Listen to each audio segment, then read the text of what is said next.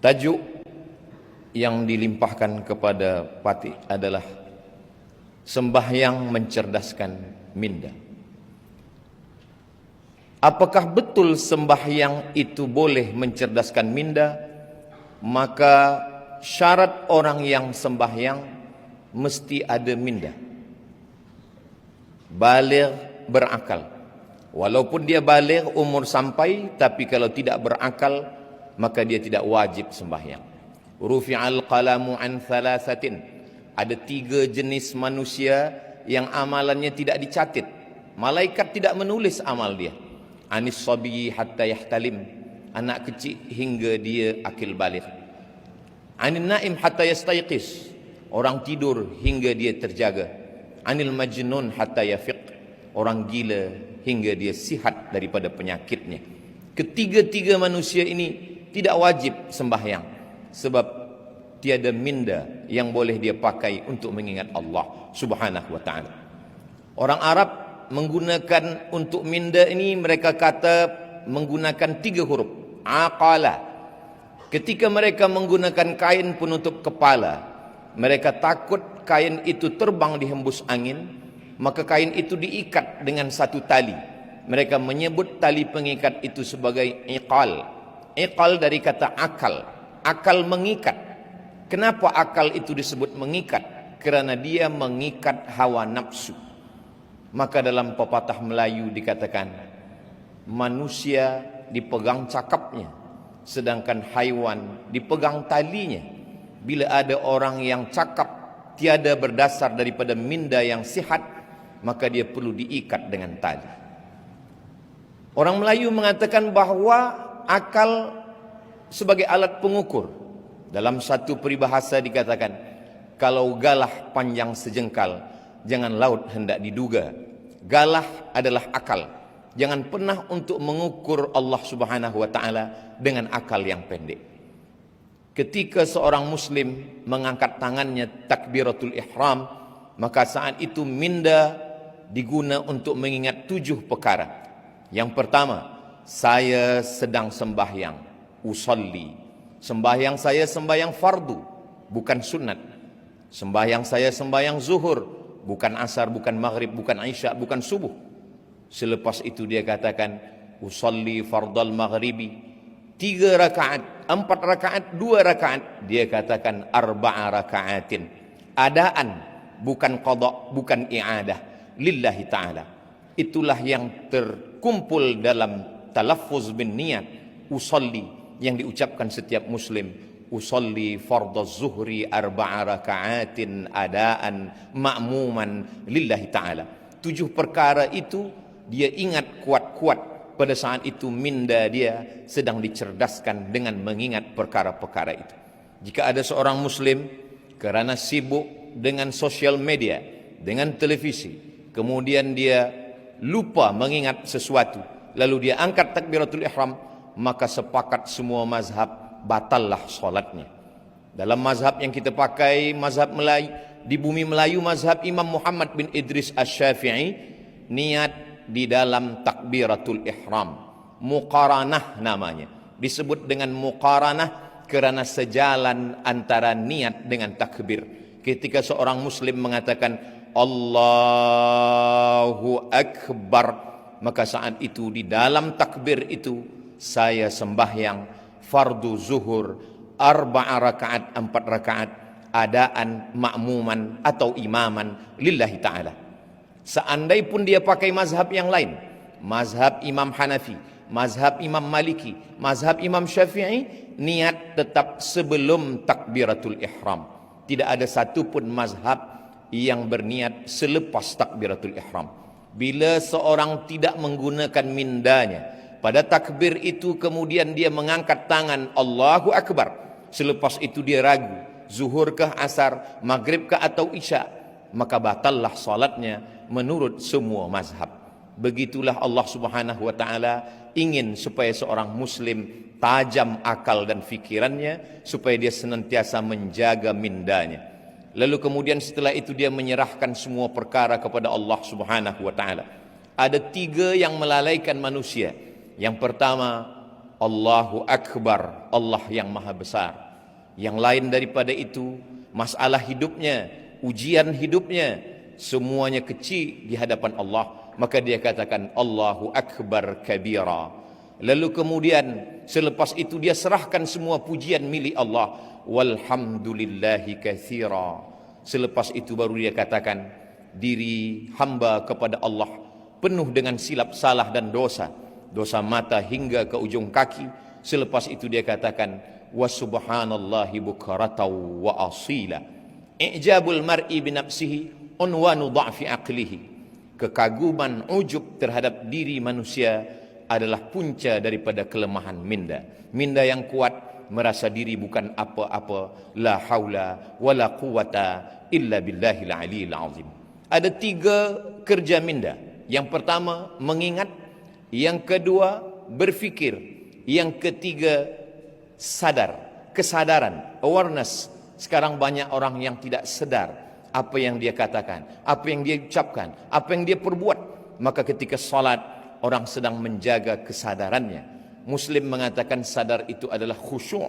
Wa khasha'atil aswatu lirrahman. Suara-suara semua bersimpuh sujud kepada Allah subhanahu wa ta'ala. Ketika orang sedang salat, maka dia menggunakan minda untuk mengingat apa yang dia katakan, apa yang dia baca. Syekh Ali Jum'ah mengatakan untuk membantu kekhusyuan maka nafas mesti diatur. Dalam takbiratul ihram 1 nafas, Allahu Akbar. Dalam iftitah Muslim boleh membaginya ke dalam 4 nafas. Allahu Akbar kabiran walhamdulillahi katsiran wa subhanallahi bukratan wa asila. Wajjahtu wajhiya lilladzi fatara as-samawati wal arda hanifan musliman wa ma ana minal musyrikin. Inna salati wa nusuki wa mahyaya wa mamati lillahi rabbil alamin. La syarika lahu wa bidzalika umirtu wa ana minal muslimin. Apakah Nabi Muhammad SAW itu kalau salat mulutnya bergerak atau diam sahaja? Tabi'in tidak pernah melihat Nabi. Maka tabi'in yang tidak pernah berjumpa melihat Nabi bertanya kepada sahabat Nabi. Sahabat itu bernama Khabbab ibnul Arth. Ya Khabbab, wahai Khabbab, apakah Nabi itu kalau sembahyang mulutnya bergerak? Kata Khabbab, ya, Nabi itu kalau sembahyang mulutnya bergerak. Maknanya dia membaca, bukan diam. Kalau mulut Nabi bergerak, dari mana engkau boleh mengetahui mulut Nabi itu bergerak? Khabbab menjawab, saya tahu mulut Nabi bergerak karena saya melihat bittirabi lihyatih, kerana janggut Nabi bergerak. Janggut Nabi bergerak kerana rahangnya bergerak. Rahang bergerak kerana mulut membaca. Itulah mengapa sembahyang itu disebut dengan qiraah, bukan mutala'ah. Kalau membaca di dalam hati, bahasa Arabnya mutala'ah. Tapi kalau membaca dengan mulut berbunyi, maka disebut dengan qiraah. Apakah bersuara atau tidak? Kalau suara kita didengar orang lain, namanya waswasa.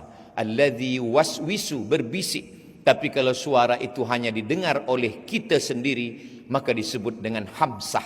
Maka saat membaca itu, seorang muslim mengeluarkan suara, tapi seagak-agak hamsah, hanya telinganya saja yang mendengar. Allahu Akbar kabira, walhamdulillahi katsira, wa subhanallahi bukratan wa asila. Ketika sedang salat, seorang muslim yang miskin, dia sedang dinaikkan darjahnya ke tempat yang tinggi. Seorang muslim yang kaya, dia sedang disedarkan dirinya bahwa dia tiada punya apa-apa. Saat itu dia sedang berkata, inna salati wa nusuki wa mahyaya wa mamati lillahi rabbil alamin. Kemana dia menghadap? Saat itu dia sedang menghadap kepada wajjahtu wajhiya lilladzi fataras samawati wal arda hanifan musliman wa ma ana minal musyrikin.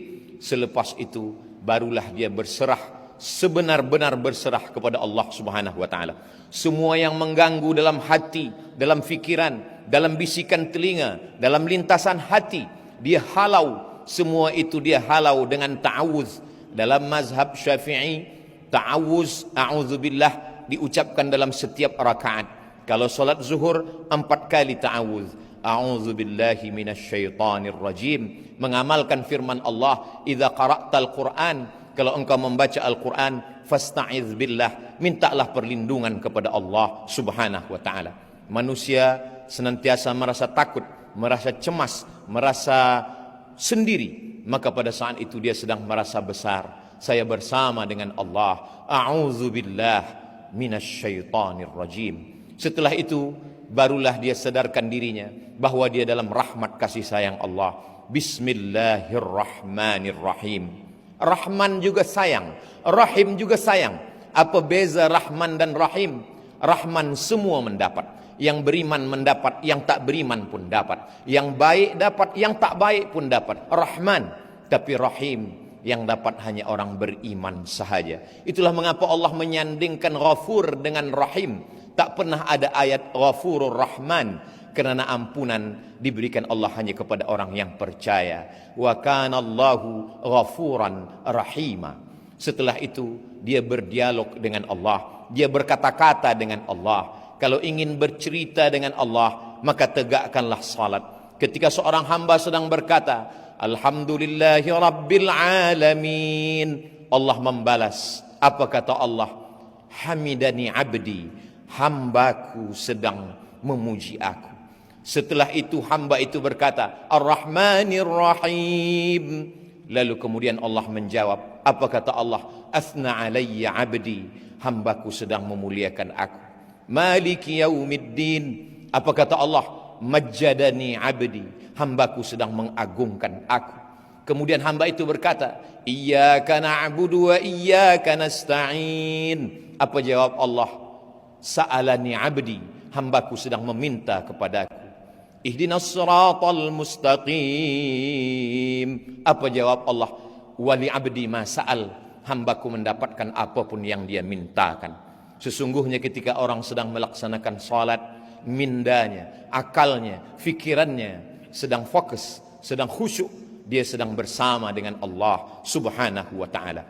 Ujian hidup menyebabkan manusia sakit secara mental, maka perlu kesehatan mental. Maka pada saat itu dia pilihkan ayat yang membuat dia merasa diperhatikan Allah Subhanahu wa taala.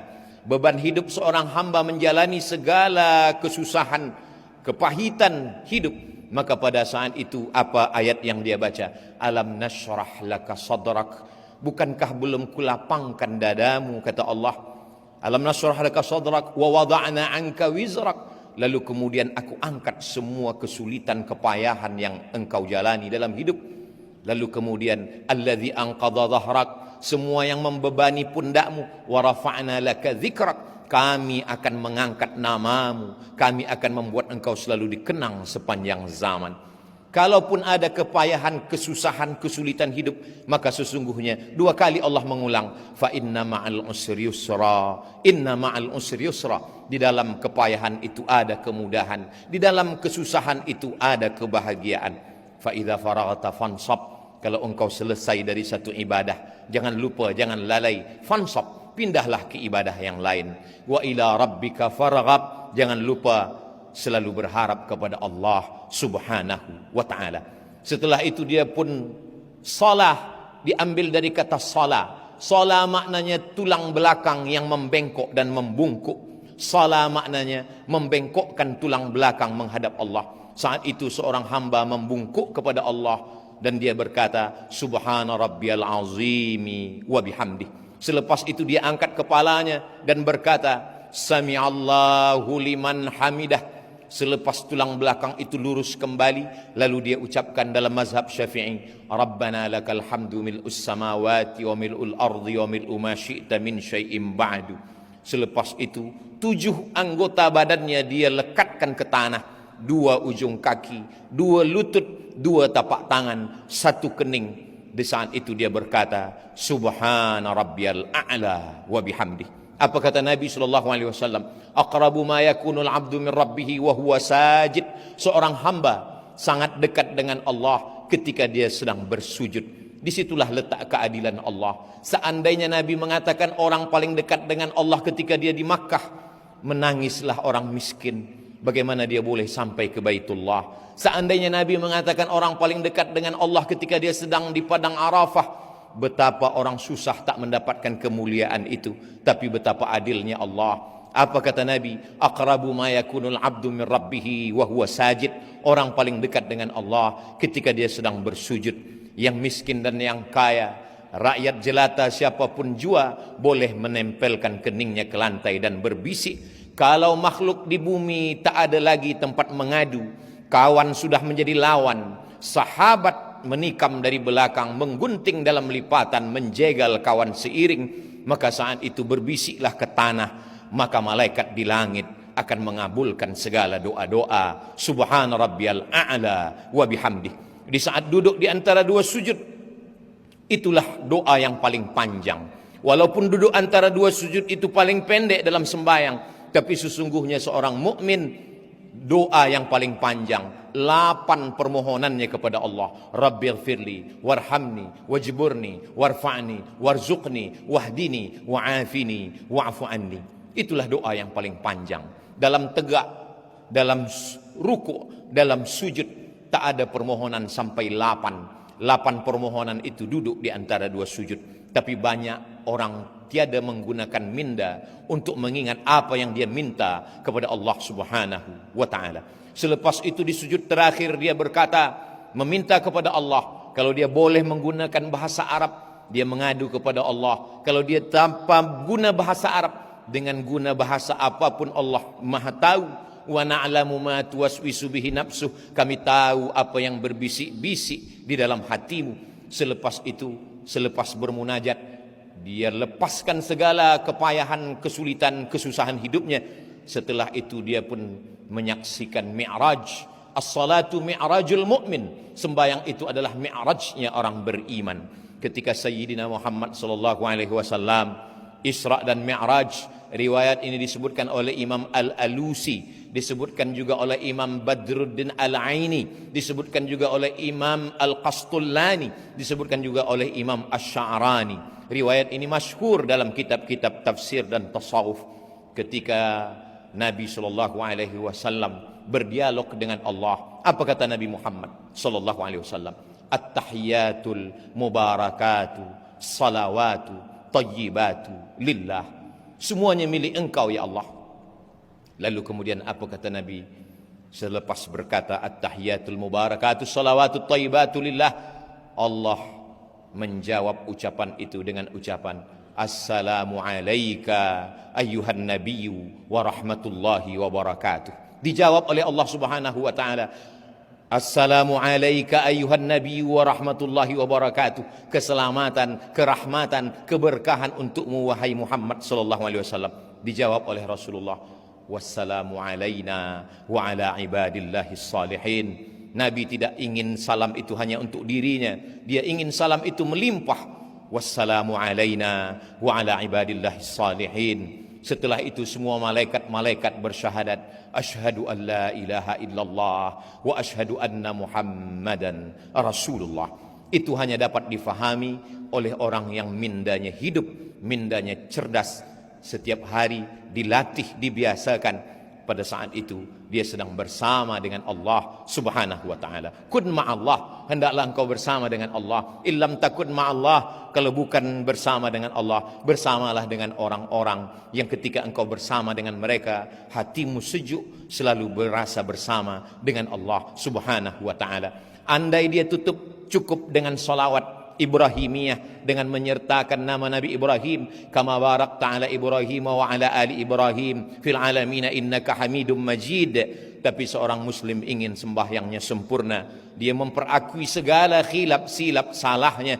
Dia berkata, Rabbighfirli ma qaddamtu wa ma akhartu wa ma asrartu wa ma a'lantu wa ma asraftu wa ma anta a'lamu bihi minni antal muqaddimu wa antal muakhiru la ilaha illa anta subhanak inni kuntu minadh dhalimin. Selepas itu dia memohonkan sebagaimana riwayat dalam Sahih Muslim, Allahumma inni a'udzubika min azabi jahannam wa min azabil qabri wa min fitnatil mahya wal mamat wa min syarri fitnatil masihid dajjal. Selepas itu dia tutup dengan memohon kepada Allah, Allahumma a'inni, tolong hamba, ala dzikrika, supaya hati selalu berzikir, wa syukrika, selalu bersyukur, wa husni ibadatik, selalu beribadah dengan ibadah yang terbaik.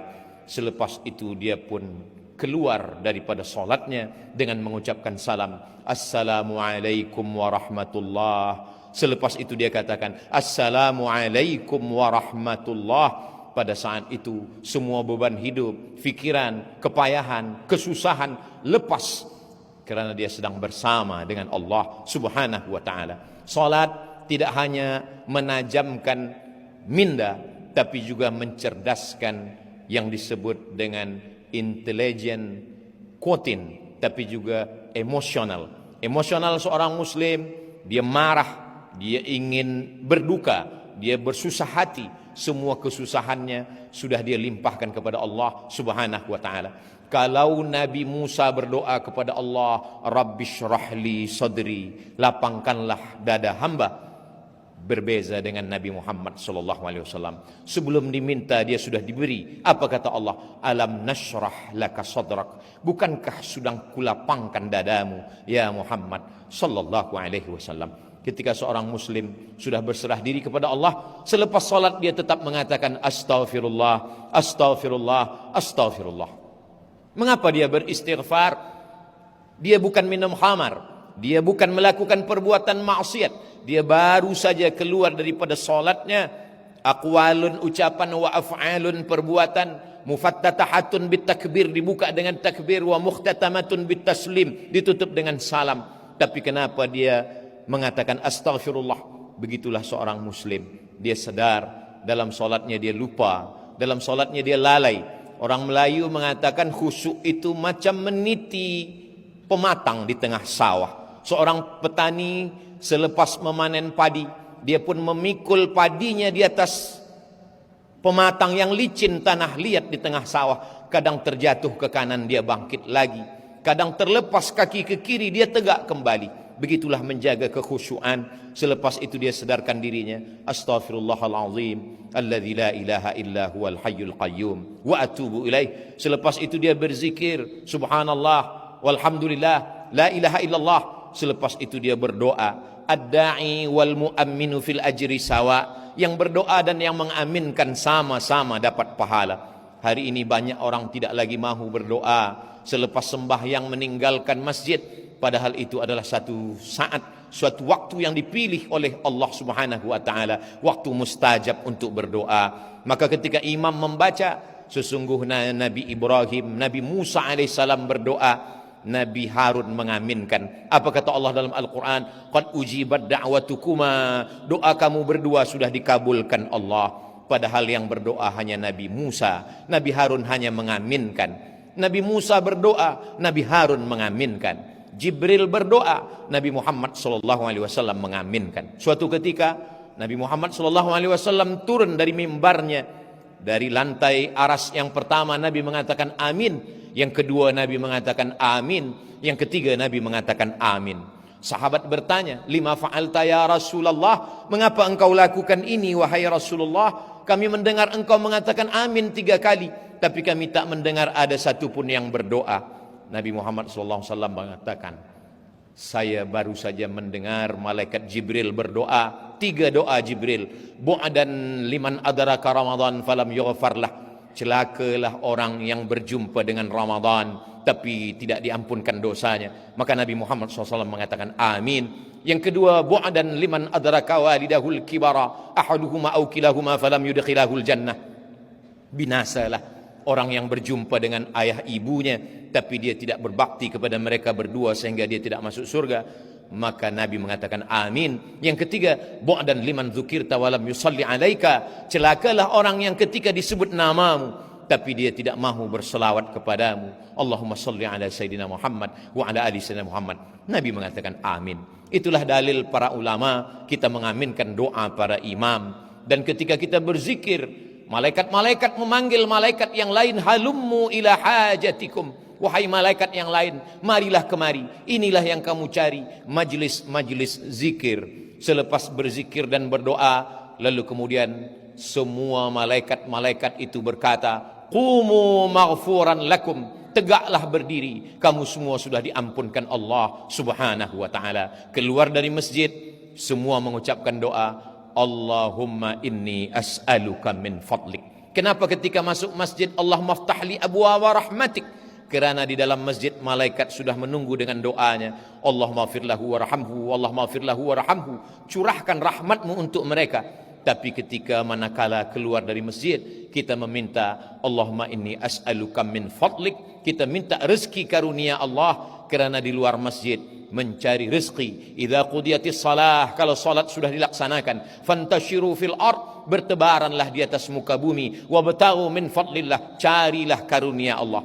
Orang yang mencari karunia Allah adalah manusia dengan minda yang cerdas selepas dia bermunajat, berdoa kepada Allah Subhanahu wa taala. Semakin banyak ibadah, semakin lama solat khusyuk, semakin cerdas fikiran, akal, budi manusia, karena dia sedang bersama dengan Allah dan dia sedang mengucapkan salam di hadapan Rasulullah. Assalamu alayka ayyuhan nabiyyu wa rahmatullahi wa barakatuh.